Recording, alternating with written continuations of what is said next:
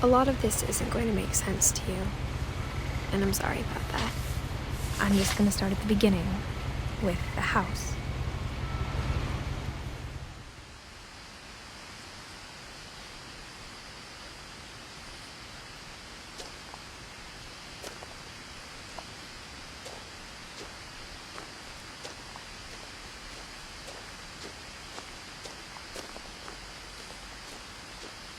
I lived here until I was 11, but I wasn't allowed inside half the rooms.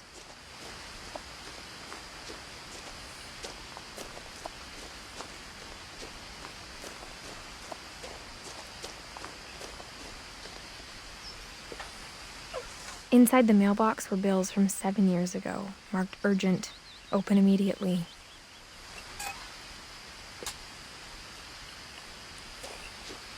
I hadn't been back since my brother Lewis's funeral.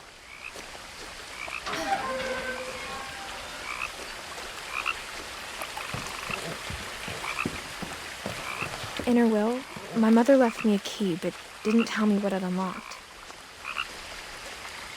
Maybe she thought I'd know, or she thought that the mystery would be enough to bring me back.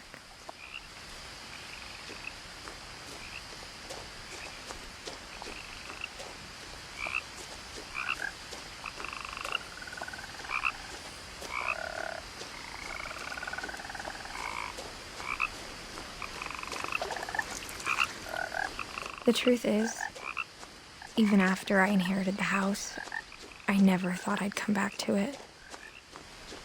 But now I had questions about my family that only the house knew the answers to.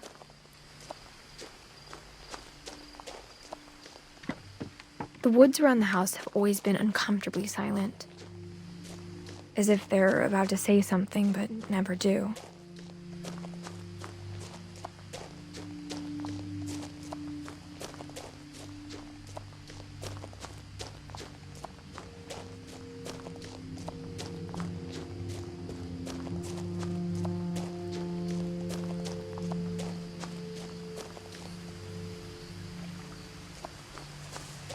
The house was exactly like I remembered it, the way I'd been dreaming about it.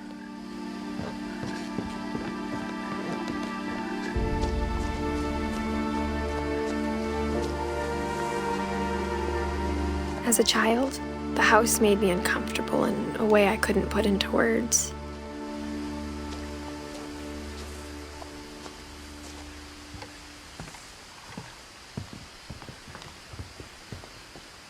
Now, as a 17-year-old, I knew exactly what those words were.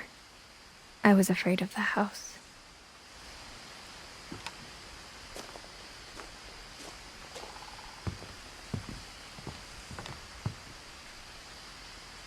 I hoped the key might unlock the front door. It didn't.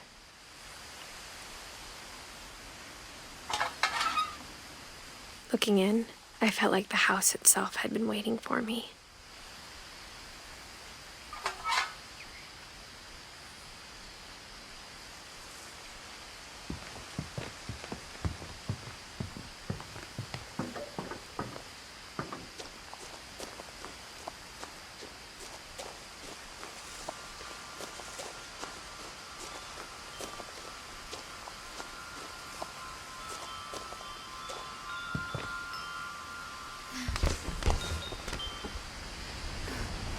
Crawling through the doggy door used to be a lot easier when I was 11.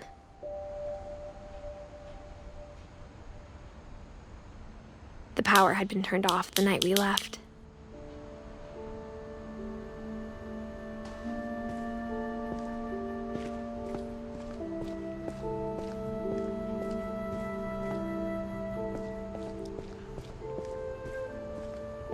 For the first time in years,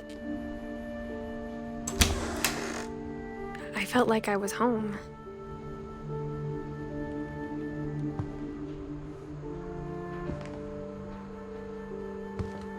But instead of a family, there were just memories of one.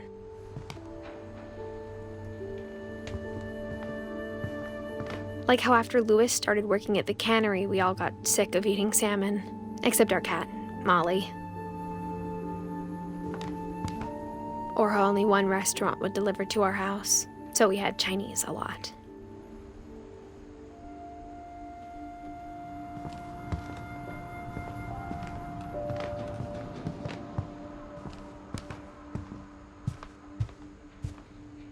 The table was still a wreck from the night we left.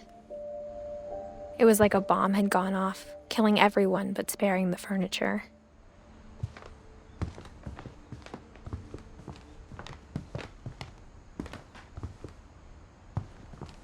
My mom was the only one of us who could imagine Great-Grandma Edie living in a nursing home.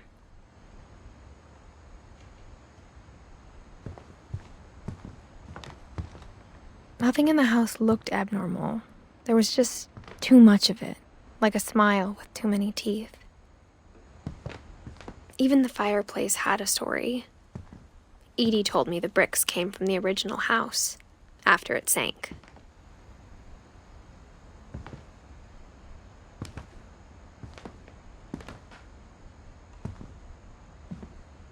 Mom always told me to stay out of the basement, so I wasn't too surprised when the key didn't fit.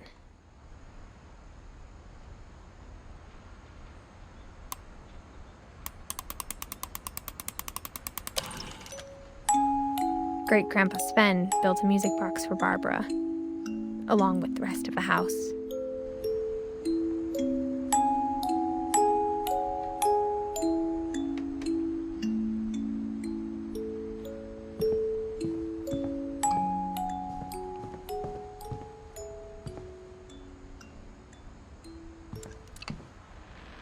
My mom wasn't much of an optimist, but she never stopped believing that my brother Milton was alive.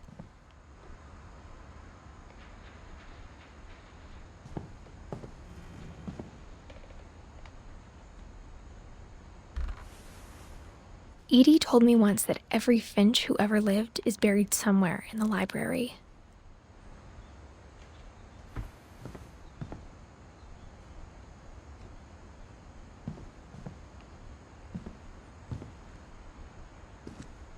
After Milton disappeared, Mom sealed up all the bedrooms. Then Edie retaliated and drilled peepholes.